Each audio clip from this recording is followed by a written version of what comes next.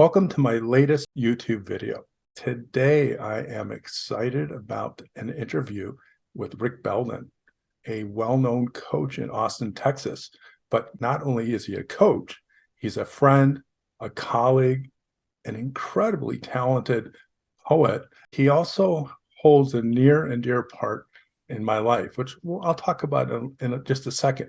But without further ado, welcome, Rick. Good to see you again, Ross. Good to have this conversation extend into some more topics that we started a few years ago. So for you guys who are new to my work or podcast, before the podcast, I started off with YouTube, and I'm still on YouTube. In fact, a lot of these podcasts get thrown on YouTube too.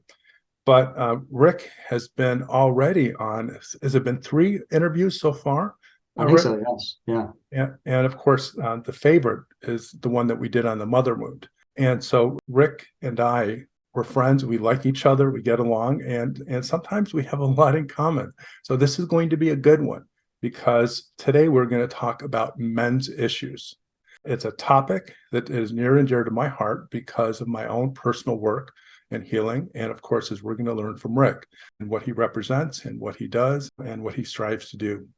So Rick, let us know a little bit about you and your background. Well, as you said, I'm an author, I'm a poet, and I've been doing coaching for about 5.5 years now, primarily with men. I decided about 35 years ago that I wanted to do something like that, but it took a lot of life experience and some fairly traumatic life experiences to get me into the place where I was ready and available and also felt confident to do it. The reason I wanted to do it is because I met some men 35 years ago who were older than me, who helped me when I was stuck and I was lost. And so that is the primary thing that I want to offer to other men that I see men needing, is like, what do I do when I'm stuck? Right. And as I know personally, as a recovering codependent, or as I refer to now as self-love deficient, I know exactly from a gut level, intuitive level, and experiential level, how underserved men are in the mental health field, especially the men who, according to the human magnet syndrome, fall in love with narcissists over and over again, and are already beaten down and already don't have a voice. But outside of the relationship, it becomes really difficult for them to reach out and find support. And that is what you live and breathe and specialize in. So tell us a little bit about your coaching practice. I believe it's in Austin, Texas. And what are the typical types of challenges you work with when it comes to men's issues? I am based in Austin, Texas, but I do all my coaching over Zoom. So anybody in the world, no matter where they are, can connect with me to do that with me. The number one thing that I want to work on with everybody, primarily men in my case, is to help them to identify and evaluate and understand and progress and develop their relationship with themselves. Right. A lot of us have terrible relationships with ourselves. A lot of us, I know when I was younger, if someone had said, well, how's your relationship with yourself? I would have said, I have no idea what you're talking about. And I see this a lot in men. They're disconnected from themselves. They're disconnected from their feelings or their emotional energy.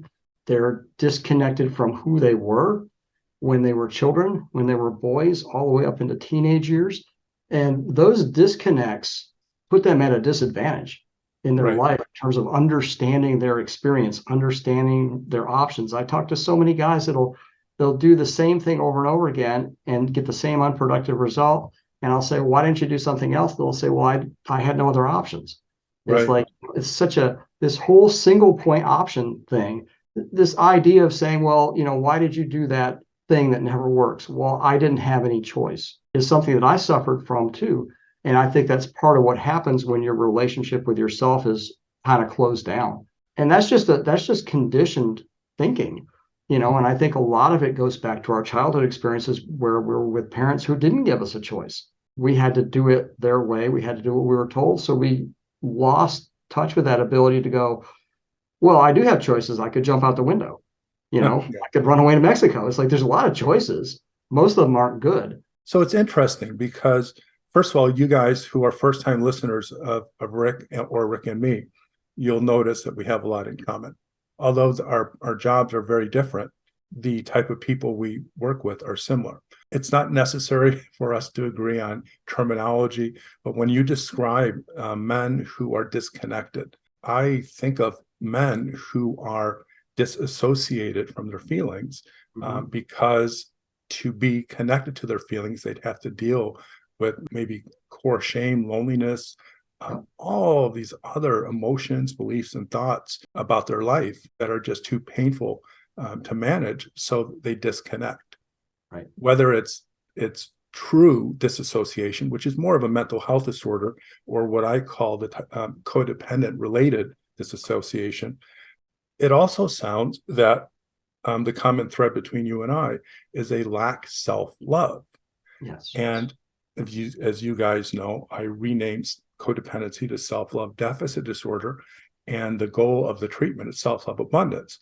So we parallel in our work because you are trying to, and I want to hear more about it, you are trying to connect men to their feelings. And it seems to me that many are what I would call self-love deficient or have self-love deficit disorder, or for you guys who like the term codependency or codependent. Do you conceptualize it that way, that your guys that you see, and as I understand some women, you see a pattern of them also being codependent in their relationships?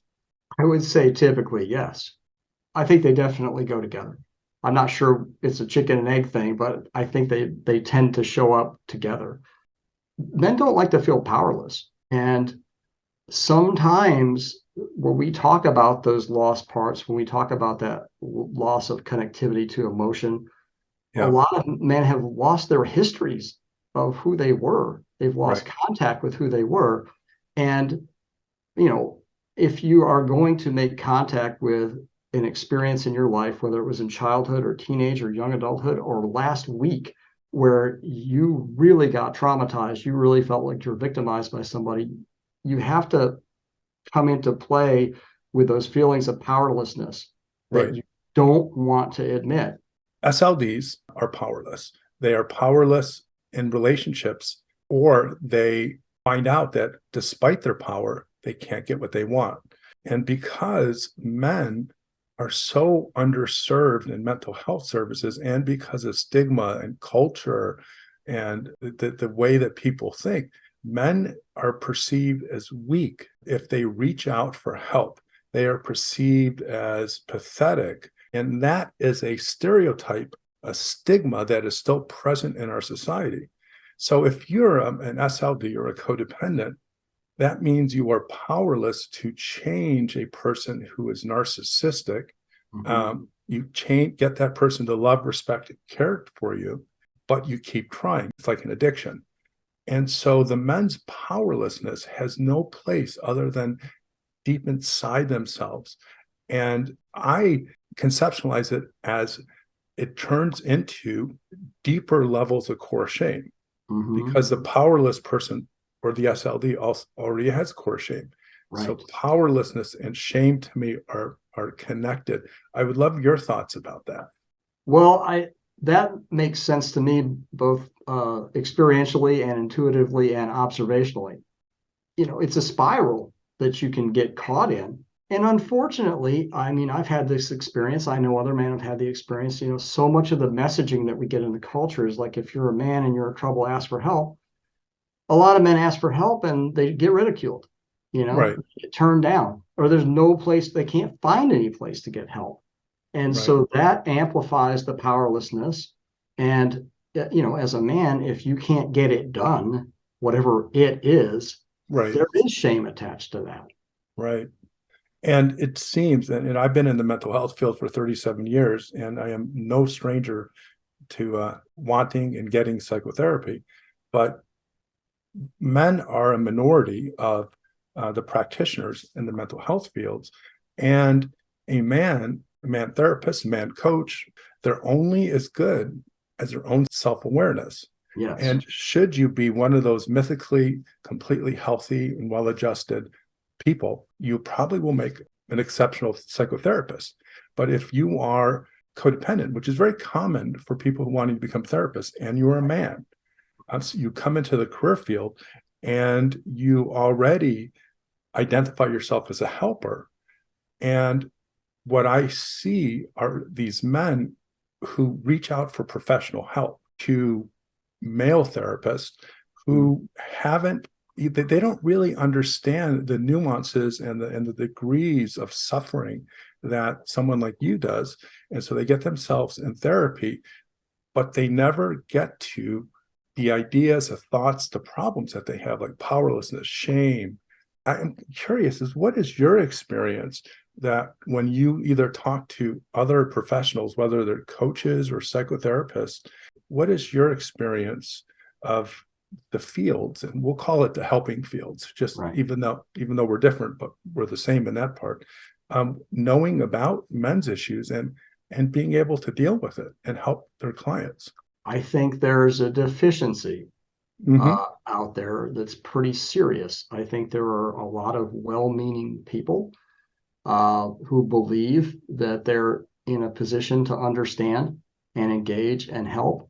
But and we're talking about male therapists here. If they haven't addressed the sort of gaps in Right. themselves in regard to their own masculinity, their own experience as a man, have they fully matured, then they can help somebody who's a little down the path behind them.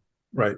But they can't really do much for somebody who's kind of right where they are because they're going to have so many blind spots. And I know there are excellent male therapists out there. I'm not saying that there aren't. Right. But I think, I mean, I guess I'll just say it. I mean, a lot of my clients tell me I've seen a lot of therapists, and this is the most helpful experience I've had with anybody. And I'm not saying that to like trumpet myself. Actually, I'm saying that out of concern because, like, I wish there were more out there that men felt was more effective, for them. I have a very strong opinion about coaches doing psychotherapy work, and that, and that's why you're on this podcast, because you are one of those coaches that understand the differences and you work within your realm of strengths and gifts. But I'd like to add, there's a lot of psychotherapists out there that I see, just like you do, who have that same problem. I mean, you can't see what you are blind to yourself. So if you're a codependent therapist, it's really hard to work with codependency. If you're a male therapist and you haven't worked with your own male issues. When I was, it was after a divorce, and I was in tremendous emotional, psychological pain and suffering. And I engaged in some pretty unhealthy habits to numb my pain away. And one day, and I was actually going to therapy, and and my therapist didn't understand. And I found this men's group in the Chicago area, which is called Victories. And I went to this retreat and then stayed connected to my group and twice monthly meetings. And I used to think, well, this is therapy for me. I am with men. I am learning to talk about my feelings, to do it within men, to learn that it doesn't mean I'm weak and vulnerable, to be able to be mad at someone who I care about and have that safe environment to work it through. And those 10 years with that type of focus changed my life. Yep. What's your thoughts about those type of organizations and their impact on men? Yes, I wholeheartedly agree with that. That was the catalyst and that was the game changer for me when I was young. And I sort of stumbled into it. I was seeing someone here in Austin, a guy named John Lee, would be called a coach today. And he was working out of his house, his little house, and I had individual sessions with him. And after a few of them, he's just like, "Hey, would you like to come to the group?" It's like, why would I do that? Yeah. It's hard enough just to talk to you. And so he was very persistent with me, and I could tell that I was getting great results working with him. So I trusted him. So I went, and it was very awkward at first. But then I started to hear the other men saying things that were similar to the things that I was experiencing internally. And I Right. thought, oh, I'm not the weird guy in the room after all. Some of their issues with being unhappy with their jobs, some of Right. their issues with family of origin, uh, Right. and dysfunction in families, estrangement from family members, and difficulties. A Hmm. lot of stuff about relationships with women, whether they were in one or they were just out of one and they were trying to get into one, all kinds of stuff like that. And just sort of like being open about, like, I'm kind of unhappy right now. Right. I don't really like the direction my life is going in. And I was just stuck with, like, just doing those dialogues with myself, because my friend group, we didn't talk about anything that really mattered. And if I tried to, everybody's like, get back, Right. talk about that stuff. One of the things that I learned in that group is that whenever one of the men would start to cry, Right. first impulse is to grab the tissues and hand it to him. And the facilitators would say, stop, don't do Right. that. Because and I'm included, so many Right. of us as men, if we start to open in that way, we start to grieve, we start to cry. Right. If someone interacts with us in any way, the message is, you're done. Stop that. Um, Okay. and So, so that was one of the rules in the group, is like, don't approach the guy unless he asks, for something. and it's interesting. And I know there's many women that are going to watch this episode, but I believe I speak for many men. It's not easy for me to cry. Sometimes I want to cry, and Yes. and if my eyes get watery and misty, and I'm with someone, I have to let them know, well, this is crying, or Yes. and Yes. Yes. because it's as close to as I get to it. And every so often I have these breakthrough moments, and I get the full, body shake and cry. But I wanted the men, or whoever is listening, is understand that men want to cry. They just don't either know how, because they Mhm. never, I mean, you learn how to do things by being brought up in an environment that was supportive to it, or they have been punished or ridiculed, Right. or and told they're weak, or they've been with people that don't care. And Hmm. so a man that can cry safely in an environment of other men Yeah. is in itself therapeutic. So, Absolutely. Yes. and that's what I never heard of the rule, don't give a tissue. But I like the idea behind it. What is your experience then as a group participant or a group facilitator or an individual coach? How you get men to tap into those emotions? And I know this sounds kind of corny, but maybe practice letting them out so they can cry. First of all, there has to be a feeling of safety, Yes, of that they're not course. going to be ridiculed, that they're not going to be shut down, that they're not going to be shamed. Right, Uh, because again, so many men, even as adults, men have those. I've had them. I've had those experiences where I start to open up and somebody shames me, like a girlfriend, or right. I've had very well-meaning girlfriends shut me down without trying, just because I was starting to get there, and they just touch my shoulder, and I'm like, stop. Um, so and of course, I'm working in this kind of environment with clients. Mhm. And so, first of all, I really, I want to create a situation where the guy feels safe, and he feels like he can trust me, and he feels like I'm not trying to get him to do anything, Right. or perform in any way. But one of the things that I do with clients is try to get them to slow down, because Mhm. people want to work over the phone with me, and I'm like, no, I can't do it. I have to see your face, Right. because I can tell when there are changes in Yeah. a person's face when they're about to start getting there. That's And same so, same with me. Absolutely. right. So I just try to slow the dialogue down, because a lot of time they want to race right past it. And I just kind of reel them in a little bit and go, let's just kind of hang out with what you just said for a Right. moment, and just be a little bit quiet and keep watching, see what's going on. And often I'll ask them, what's going on in your body right now? Right. What are you feeling in your body? I like to characterize feelings as emotional energy, because men seem to feel safer with that terminology. And so a lot of the time for me, it's just a matter of noticing those moments when I can see a little opening, I can feel it, and then just do what I can to kind of encourage that to open up a little bit. And then if if one of my clients, if he starts to get there, I just tell him, we got time. This is good. I don't do a lot of talking because I learned it's just like, and I know for myself, it's like keep it to a minimum and really just hold the space and be quiet and observe the rhythm of that expression of that emotional energy. And when it feels like it's coming down, then I can start going, okay, let's talk about what's going on here. It's interesting that what you do in many ways parallels with what I do. And I want to talk about that just a little bit after I ask this question. Sure. But what is the response of these men that you work with to this approach that you have?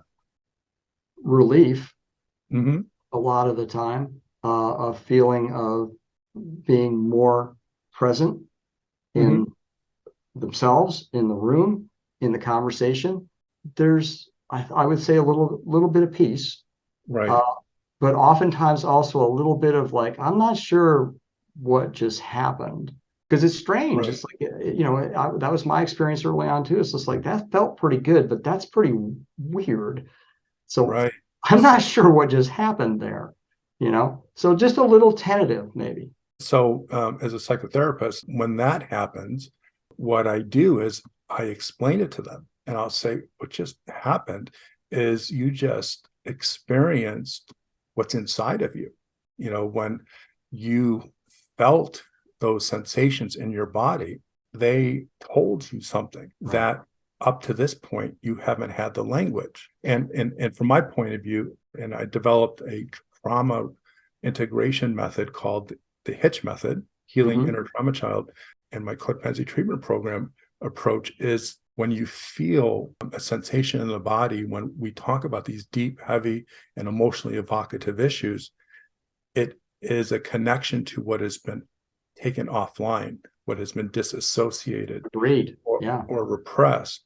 Yeah. And so I conceptualize that as the part of them that was traumatized, and I call that their inner trauma child. Mm-hmm. And that is another discussion. So I won't go in that direction. But to the point of we tell them what they're experiencing so they have words. Mm-hmm. And so in those cases, I would say, well, it sounds like we're tapping into some of your emotions and you're feeling safe. And as you were explaining, we have to put into words what they're experiencing because they never were in an environment where it actually happened. And if it happened, they knew why.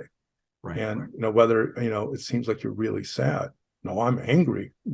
Okay, well, why angry? And Mm-hmm. so what we do with men is we give them a chance to explore feelings that they don't understand and otherwise won't talk about it. And we nudge them forward to get to the feelings. When you get a man to his feelings and he stops his powerless dance Mm-hmm. and he starts to open up, what has been your experience with the man before he did that and the man who now is connecting or reconnecting to his emotions, his feelings? Well, typically he's got some more clarity. Right. And as I think I said at the beginning, my sort of mission at the Mm-hmm. top is to help men who are feeling stuck get moving again. Right. And so when you have more clarity, then you can typically take action, Right. and they can actually start to get some movement in their lives. And also, I think, again, it helps them move in the direction of having a better relationship with themselves, Right. having a better understanding of themselves, having more respect for themselves as well. Mm-hmm. Yes. And having love, respect, and to care for yourself if you are this disconnected man, as you mentioned, or this self-love deficient man, who it's important for us to let them tell their story because it's one thing for them to say, oh yeah, I suck at feelings, or I don't really know how, or I'm afraid, or every time I let out my feelings someone messed me up. But what I do is then I kind of do a kind of a fact finding mission. Why do you think this happens? what happened in your life? And I kind of, trace back the steps so that they can discover, maybe for the first time if they blocked it out of their mind, or talk about it because they never felt safe to talk about the origins of that. Just about everybody I work with, at some point, I ask them, send me 3 photos Mhm. from when you were younger, like Right. 6 years old, 10 years old, 14 years old, or whatever. And then we're going to look at those together. One of the questions I asked, man, is like, do you feel like this is you? When you look at Right. this photo, do you feel like this is you? And so many men are like, I'm not sure, you know? And that's one of the entry points I use to do what you were just talking about. What else comes up when you look? How do you feel about this guy? Right. How does he feel about you? And that, as I said, it's a little bit more roundabout way to Yeah. get to some of the Well, stuff that you're talking Well, about. yeah, and I wouldn't expect you to do the trauma stuff that I do, for the reason that I respect you so much, because you know that the boundaries between coaching and psychotherapy. So what I do is I name it. Men who have self-love deficit disorder had a childhood that was filled with trauma, and they Right, came out of it with what we call attachment trauma, which is the cause of SLDD or codependency. And so it's one thing facilitating those discussions with women who are so much more fluent and able, but with a man, it's scary. And if you were raised in an early environment where people punished you, or you felt the potential for punishment to be emotional, you learn to, as you would say, detach from it or right, disassociate. I try to make them remember what they shut down, that they suppressed. And so when they look at a photo, I give them an exercise to connect with that part of themselves yes, uh, yes. that is still inside of them that has been disconnected, and try to feel and connect and almost build a relationship. Uh, Absolutely, yes. And I tell clients this, let's see if we can start to build a relationship between your adult self and this younger mhm, self that you feel right, disconnected from or you feel uncomfortable with. A lot of men feel like ashamed, of when they see a photo of themselves at 12 years old. It's like, I don't want anything to do with that guy. He was a big well, nerd. Everybody made fun of him, you know. And so, yeah, it's a conscious and it's an explicitly expressed effort on my part to go, let's see if we can sort of kind of break this wall down and get you connected. So a lot of the times, I'll bring that photo up at some mhm, point in every session, go, how's this guy doing? right, yeah, What's he thinking right now? If he was in the room with us right now, where would he right, sit?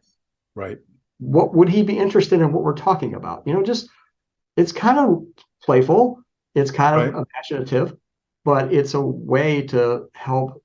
And when these guys start to develop a better relationship with that part of mhm, themselves they had rejected, it really permeates throughout their whole life. right.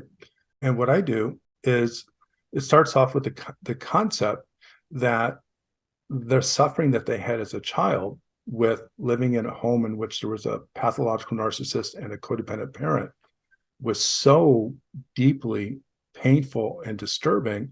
Their brain had to figure a way to take away those traumatic memories, a lot like Yes. PTSD. But the difference of attachment trauma and PTSD is we're talking about a almost sometimes a 15-year period of time. Right. And so sometimes those painful traumatic memories are suppressed or pushed down, which is what you're working with. And what I work with is the same, but then there are the ones that are repressed, which is a Freudian term we don't use so much anymore, but disassociated or disconnected from conscious memory because of trauma. And when the trauma happened at such an early age, that is filled with shame, loneliness, self hatred, self, Terror that I might not survive this. yes, to help someone reconnect as an adult male, we have to introduce them to that lost part of themselves, which is what Yes. I hear you saying. And that is to build a connection. And so the terms that I use for what you're doing and what I do is called integration, is to Right. take that part of the trauma that was cut away from them, buried or pushed down. And so they don't really have that fully integrated adult self with the memories of childhood. And so it sounds like you do that also in your way with men. I talk about it, I describe it as defragmentation. Well, tell me more about that. The analogy is like for those of us that are old enough to remember, on your PC, you'd Yeah, get to a certain point and it would slow down, and then, oh, I right, have to defragment the hard drive. right, And the reason it slows down is because so many files have been deleted and created that you don't have contiguous areas where you can put big things. right.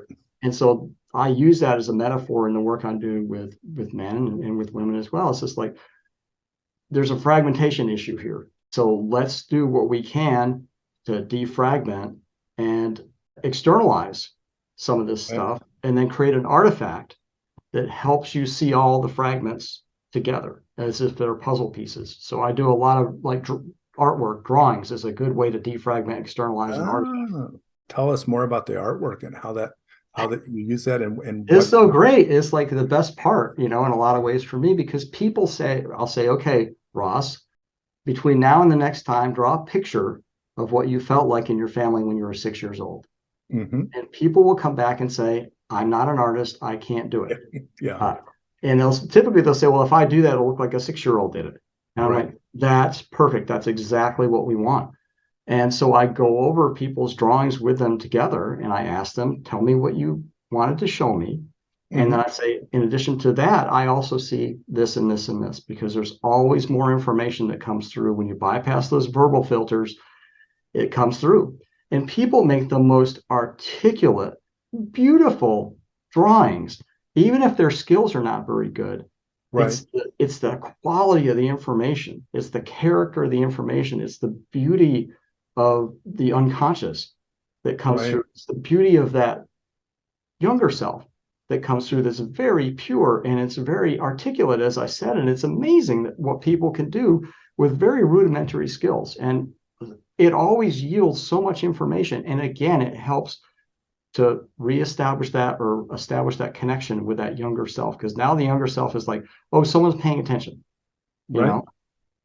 And so your form of integration, which I think is remarkable, what I'm hearing is that men that come to you, they have a reason: sad, lonely, depressed, divorced, single, and not being able to find someone, whatever the many. Outwardly successful, but still unhappy, Right.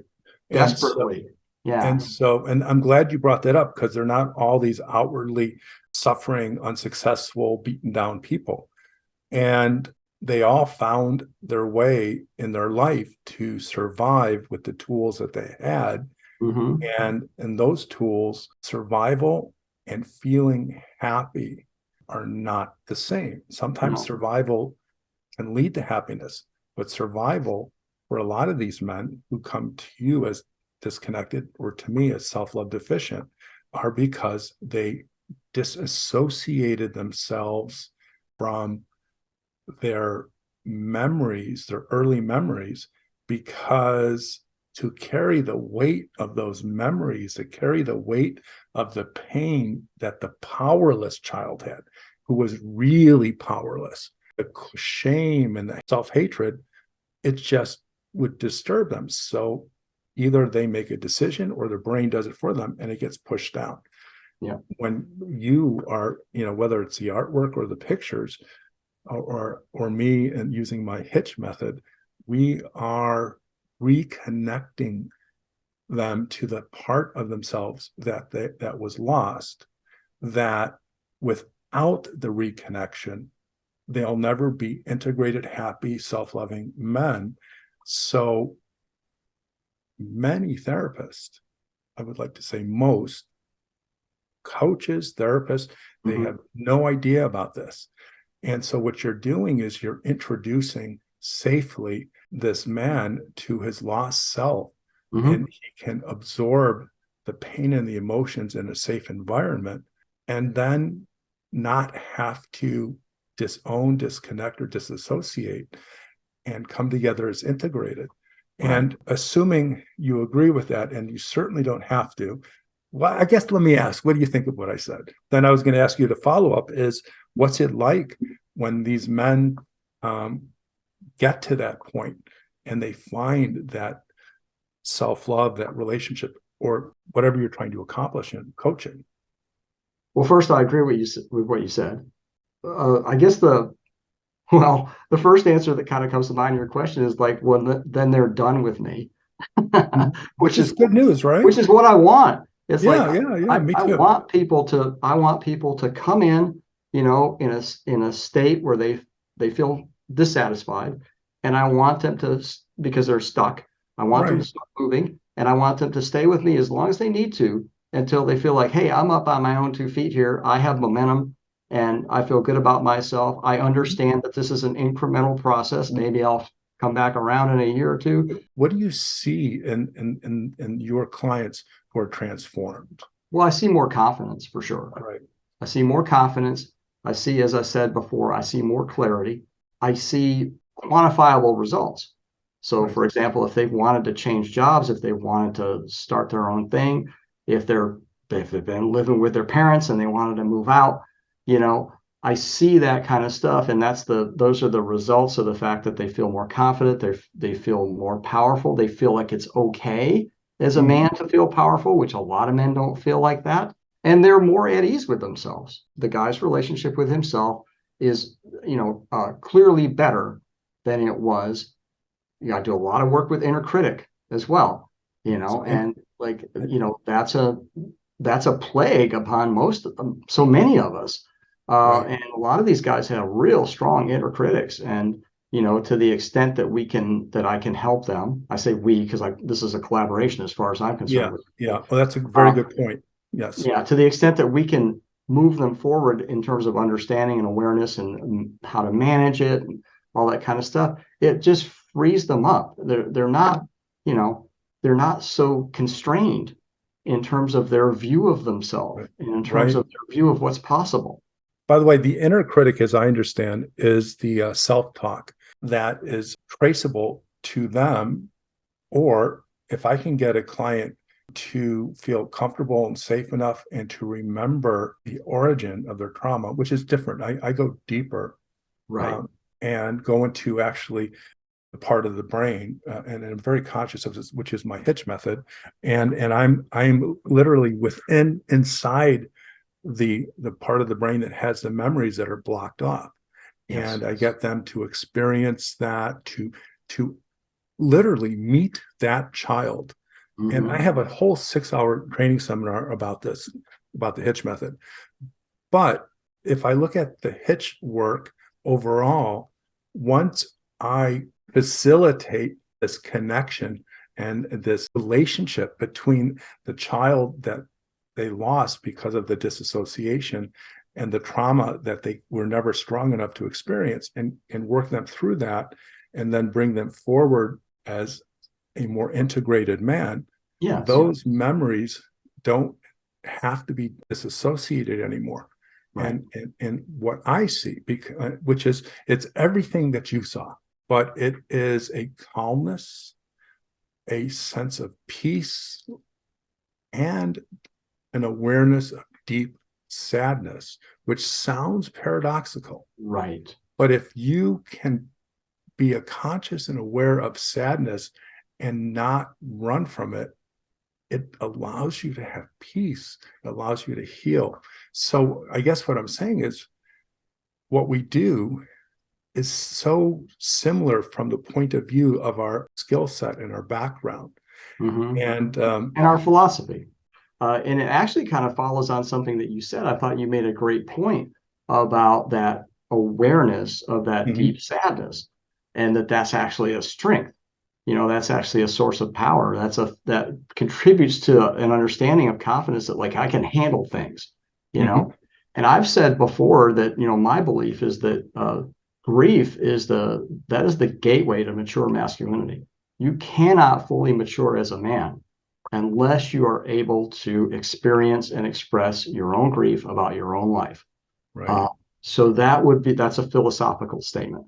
I tell people they have to be strong enough to feel the pain. And I use an analogy of someone who wants to have heart surgery, who is obese, and the doctors will say, we can't have a surgery because we don't think you'll make it. You'll die on the operating table. You need to lose weight. Analogously, if we're going to facilitate, process, help someone understand, and then let go, they have to be strong enough to experience the pain. And, Yes. and I thought I heard you say that also. Yes. And oftentimes people often tell me, well, I'm 52 years old, and they're upset that it took them so long. Right. And I tell them, look, first of all, you had to get far enough away from it, that it didn't feel like immediate threat. Right. And second of all, you needed to have life experience. You had no external reference points when you're a child. The more external reference points you have as you gain life experience, you gain confidence as an adult, that strengthens you to get into a position where you feel like, well, maybe I can survive this. Right. And if you feel that you can, that is when, what I'm hearing you say, is when you move them in that direction, because the fear, whether it's conscious or not, makes them frozen and makes them disconnected and makes them disassociated. And sometimes that fear, we're unable to know, comes from our youngest or younger version. A gentleman named John Sarno once said, the reason childhood things are a factor is because the unconscious has no sense of time. Right. But yeah, Sarno was instrumental in helping me to understand that the unbearable back pain that I had, the doctors had no understanding of what it was not anything that was physical. It was all psychological and connected to trauma. And once I was able to work that out, I didn't have my back pain anymore. So I want to follow up with the Sarno quote that I just stated. And this is just my approach because I get passionate about things. But when a client begins to make contact with that earlier self, and sometimes it's a 6-year-old, sometimes it's 8, 10, 12, 14, when I can tell that they're starting to feel moved by that connection, I tell them, go get him. Go get him. He's been waiting decades for somebody to come and get him. Go get that kid. Right. It's interesting. And what I do is I put the person in the room with that child, because this really is a memory. When I unleash that memory that's been embedded in the unconscious, and the way I do my HITCH method, they are experientially there. And so it's not difficult to say, sit down next to that boy, that girl. And, and then we talk about what they see, and what they see is really what they couldn't remember. And it goes on and beyond, but that is integration. And for people who are circling back to the beginning, people who are disconnected from their emotional selves and consequently feel powerless, and the power might not have anything to do with doing their job, lifting boxes, but the power that some people can't even imagine of just expressing their feelings, and the power of wanting to pursue happiness and standing up for not being happy. You do wonderful work with men to get to that. Well, Rick, tell people how they can get a hold of you. A couple different ways. My main website is rickbelden.com. That's kind of the mothership website that has access and links to all of my work. If you're interested in coaching, you can go to rickbeldencoaching.com and find out how to get that process started with me if you'd like to. And I do have a YouTube channel as well. Just look for Rick Belden on YouTube, and there's conversations with Ross as well as conversations with others and other things that I have out there. Everything that you need to know about what I do and who I am can be found on my website, selfloverecovery.com. My books, seminars, such as the one that we talked about today, my 6-hour seminar on healing the inner trauma child with a HITCH method.